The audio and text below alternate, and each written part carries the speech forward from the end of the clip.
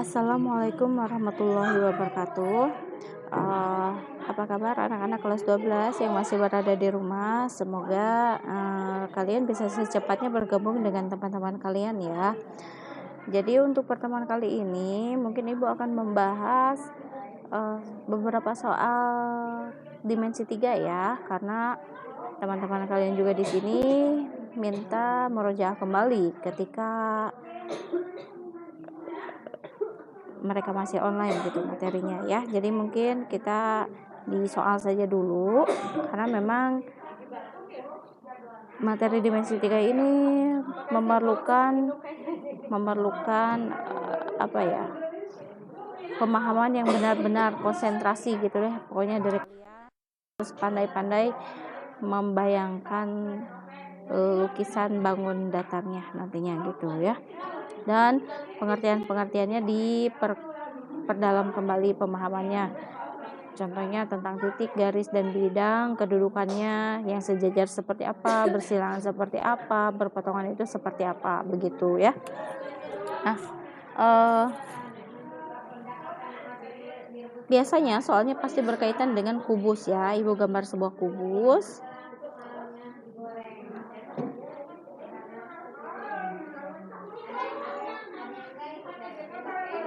Nah, untuk sebuah kubus penamaannya tentunya selalu baku ya, tetap tidak berubah. Di sini A, B, C, D, E, F, G, dan H. Nah, misalkan untuk soal yang pertama di sini tuh katanya ada kubus A, B, C, D, F, G. Nah, titik K merupakan titik tengah garis GH. Titik K merupakan titik tengah garis GH. Maka kita lukiskan. Nah, di sini adalah titik K nih. Oke. Nah, yang menjadi pertanyaannya adalah titik K ini terletak pada bidang ya A. Apakah A, B, C, D, atau B adalah A, D, H, E, atau yang C adalah B, C, D, F, yang D, C, D, E, F, dan E, F, G, H. Nah, di sini kita cek apakah titik K terletak pada bidang A, B, C, D. Ini titik K dan ini bidang A, B, C, D. Bidang A, B, C, D ada di bawah ya. Sudah terlihat bahwa titik K itu tidak terletak pada bidang A, B, C, D. Jadi A bukan jawabannya. Untuk yang B, A, D, E, H. A, D, E, H. Berarti bagian samping. Apakah titiknya terletak pada bidang bagian samping ya? Tidak ya. Nah, kita lihat B, C, G, F. B, mana? B, C, G, F. Nah, ini samping kanannya ternyata masih tidak terletak ya, masih di luar bidang. D, C, E, F. D, C, E, F. Ini bidangnya diagonal ruang nih ya. Masih tidak terletak juga. Dan kalau bidang E, F, G, H, E, F, G, H, nah kebetulan ada titik K, berarti disinilah titik K berada. Titik K berada pada bidang E, F, G, H, begitu ya. Nah, mungkin agak sulit juga ya ini kalau apa ya? Kalau untuk yang kubus mungkin Ibu cari soal yang lain.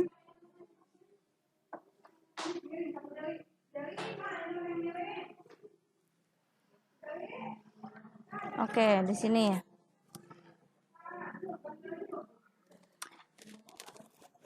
Ibu hapus dulu.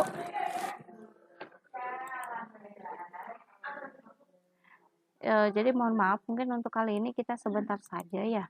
Jadi Ibu sangat-sangat menunggu sekali kalian untuk segera bergabung dengan teman-teman kalian biar lebih enak. Belajarnya kita bahas soalnya juga enak. Ibu tuh jadi kalau sudah ada dua kubu gitu, yang online sama offline, suka jadi bingung Untuk yang online ibu ngapain gitu ya, tapi mudah-mudahan tidak berlangsung lama ya, bingungnya ibu. Nah, contohnya ini masih, oh ya, kayaknya lupa nggak dihapus.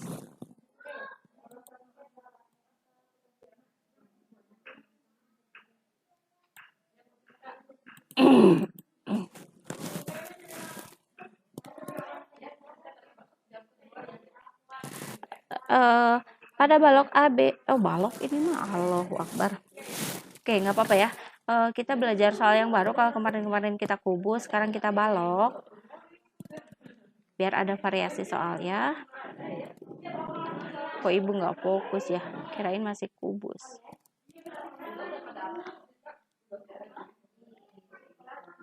Ya, kurang lebih seperti inilah. Mohon maaf ya cantiknya. Sama penamaannya juga ya. A, B, C, D, E, F, G, H. Nah, di sini ada soal pada balok A, B, C, D, E, F, G, H diketahui titik P dan titik Q berturut-turut adalah titik potong diagonal sisi alas dan titik potong diagonal atas. Tentukan kedudukan titik-titik garis tentukan kedudukan titik, garis, dan bidang berikut. Nah, di sini katanya titik potong diagonal, berarti gini. Kita buat garis, putus-putus saja. Bagian alas. Nah, kurang lebih titik potongnya di sini itu adalah titik P. Lalu yang bagian atas juga sama diagonal titik potong, maka di sini adalah titik Q. Nah, untuk yang pertama adalah titik P dengan bidang ACGE. ACGE. Oke, kita perhatikan kedudukannya apa. Ini titik P dengan bidang ACGE. Mana ACGE? A, C, G, E. Ya. ACGE berarti kita warnai gitu ya. Bidang ACGE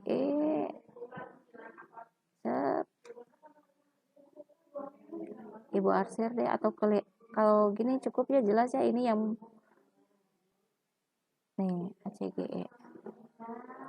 Titik P dengan bidang ACGE berarti kedudukannya karena titik P ada di dalam bidang, berarti titik P itu berada bidang ACGE ya. Titik P berada pada bidang ACGE. Itu untuk yang pertama. Untuk soal yang kedua, titik Q dengan bidang BDH. BDH. BDH. Oke. Ibu ganti warna lagi. Untuk BDH berarti gini ya. BDH. Nah, berarti bidangnya bidang segitiga ya, kalau kayak gitu ya. Bidang BDH. Titik Q, di mana titik Q? Titik Q itu di sebelah sini. Berarti kedudukannya adalah titik di luar bidang. Untuk yang kedua. Ya. Q dengan BDH adalah titik di luar bidang.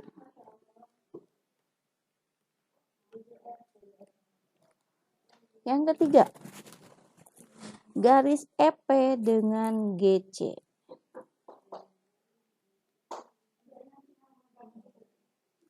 Garis EP ini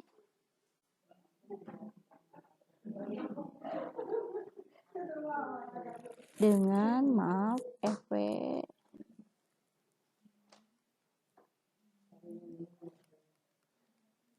kebesaran.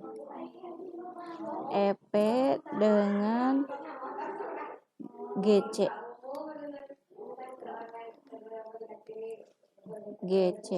GC mana? Oh ini GC. Oke, ini kedudukannya karena berada pada bidang yang berbeda, maka kedudukannya adalah bersilangan ya. Ini bersilangan nih. Itu. Sekarang garis HG dengan bidang ACGE. Garis HG berarti warna apa lagi nih ya? Pink. Garis HG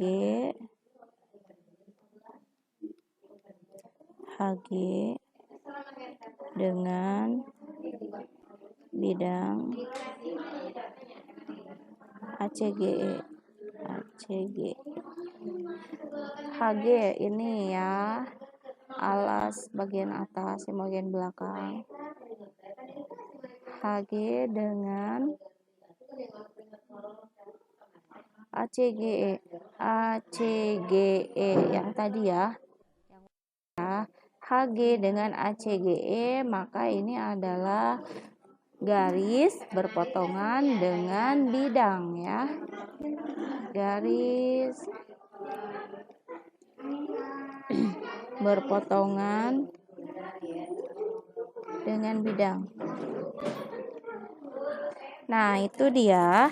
Ini tuh soalnya masih berkisaran tentang kedudukan saja.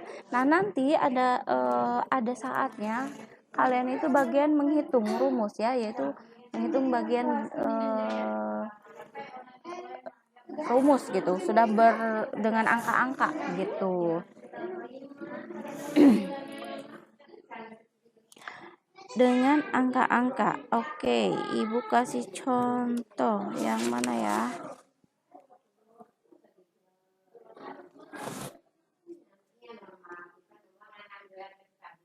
Nah, gini aja ya.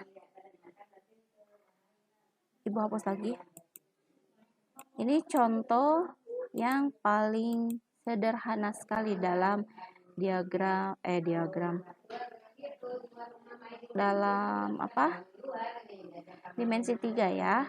Contoh soal jaraknya masih paling sederhana sekali. Misalkan ada ada kubus ya, seperti biasa nama kubusnya A, B, C, D, E, F, G, H.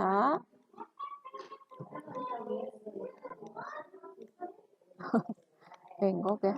A, B, C, D, E, F, G, H.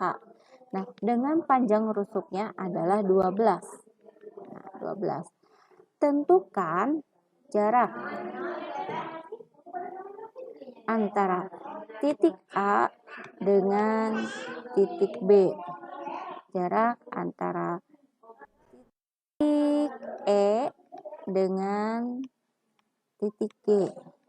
Lalu jarak antara titik B dengan titik H. Nah, ini jarak antara titik dengan titik ya. Jadi kita sudah mulai ada angkanya, maka kita akan langsung berkaitan atau berkenaan dengan rumus teorema Pitagoras. Oke, kita lihat di sini hal yang paling mudah, yang paling mudah dipahami oleh kalian adalah tentukan jarak antara titik A dengan titik B. Di sini ada sebuah kubus, diketahui rusuknya adalah 12, maka sudah jelas kalau kubus itu kalau salah satu rusuknya diketahui 12, maka semua rusuknya sudah pasti angkanya 12. Maka di sini 12, di sini 12 juga ya, sama gitu. Sekarang ada pertanyaan, jarak titik A dengan titik B, jarak titik A ke titik B berarti 12 gitu. 12 cm kalau satunya cm. Sekarang jarak antara titik E dengan titik G. Titik E dengan titik G. Nah, ini dia. Oke, kalau kita perhatikan, ternyata garis EG ini membentuk diagonal sisi. Nah, sebenarnya ada yang sudah tahu berapa isinya dari diagonal sisi, tanpa menghitung pun harusnya sudah tahu. Tapi kalau memang belum tahu, panjang diagonal sisi tersebut bisa didapat dari rumus teorema Pitagoras. Nah, kita gambarkan kembali garis EG ya. Mau pakai segitiga mana gitu ya, boleh pakai segitiga EHG, boleh pakai segitiga EFG. Nah, misalkan kita pakai salah satu saja, kalian harus melukiskan kembali segitiga yang akan dipakainya ya. Kan kalau kubus berarti siku-siku di sini ya. Nah, ingat patokannya siku-siku, berarti seperti ini kurang lebih. Di sini E, di sini F, ini kan siku-siku ya, tegak lurus. Di sini G, yang ditayangkan garis EG ya. Jarak antara garis titik E dengan G atau garis EG gitu, diwakili dengan garis EG. Nah, seperti yang kita tahu EF karena panjang rusuknya adalah 12, berarti EF juga 12 gitu. FG juga sama, sebuah rusuk, berarti di sini adalah 12. Maka yang kita tanyakan, yang ingin kita ketahui adalah sisi miring. Nah, berdasarkan teorema Pythagoras, sisi miringnya adalah EG sama dengan akar dari EF dikuadratkan ditambah GF dikuadratkan sama dengan 12 kuadrat ditambah 2 kuadrat akar dari sama dengan 144 ditambah 144 sama dengan berapa? 288. Oh iya, 288 kan ya. 288 berarti ya 2 dikali 12 ya 2 dikali 144, maaf. Nah, 144 akar dari 12 gitu, jadi 12 akar 2. Nah, jawabannya titik E dengan G itu adalah 12 akar 2. Nah, untuk B dengan H kita gambarkan, ini B dengan H. Ternyata dua titik tersebut ada pada dua bidang yang berbeda, maka garis yang seperti itu dinamakan diagonal ruang. Kalau tadi masih dalam satu bidang berarti diagonal sisi, kalau sudah melibatkan dua bidang berarti diagonal ruang gitu. Nah, kita sama seperti tadi, asal usulnya bagaimana mencari panjang diagonal ruang itu ya dengan teorema Pythagoras. Kalian boleh menggambarkannya mau ke segitiga mana gitu. Nah, berarti yang melibatkan garis BH ini bisa kita lukiskan ini ya, paling segitiga ini kalau kata ibu mah BHG nih. BHG. Oke, kita gambarkan BHG. Kalau sesuai dengan gambar itu terus di mana ya?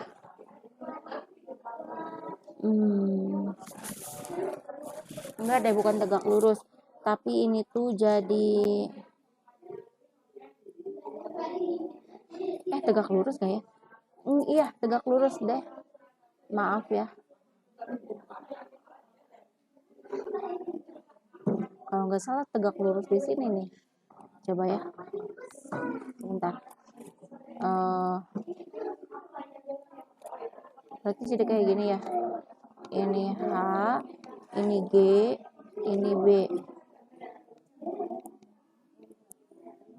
Kalau misalkan tegak lurus di sini, HG berarti 12.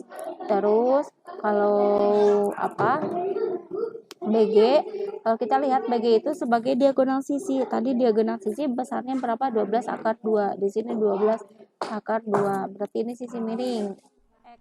Oke. Berarti sama rumusnya kayak tadi. HB sama dengan akar dari 12 dikuadratkan ditambah 12 akar 2 dikuadratkan sama dengan 144. 12 dikuadratkan 144. Akar 2 dikuadratkan 2 dikali 2 sama dengan 144 ditambah 288. Ini maaf, akarnya ketinggalan. Ini berapa nih? Ntar ibu hitung dulu. 144 ditambah 288, 432. 432. Nah, ini kan kalau apa ya? Kalau kita uraikan sebenarnya 432 itu adalah 144 kali 3, benar gak sih? Coba nih. 144 kali 3. Kali 3. Ya, betul ya. Ini tuh kesini ya Ibu. 144 dikali 3. Nah, berarti hasilnya bisa kita tarik akar. 144 itu adalah hasilnya 12. 12 akar 3. Nah, jadi jarak antara B dengan H adalah 12 akar 3. Gitu. Nah, anak-anak, jadi sebenarnya bisa kita tarik kesimpulan rumus untuk diagonal sisi, ada rumusnya maksudnya betul. Diagonal sisi ya, D sisi itu diagonal sisi dan diagonal ruang.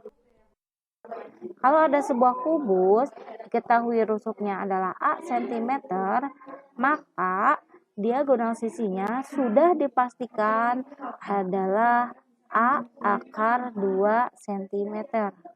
Kalau ditanyakan di diagonal ruang, maka A akar 3 cm. Oke. Jadi, kalau ada rumus, rusuknya 5, berarti diagonal sisinya 5 akar 2. Berarti diagonal ruangnya 5 akar 3. Ingat ya, sekali lagi diagonal sisi akar 2, diagonal ruang akar 3. Begitu ya.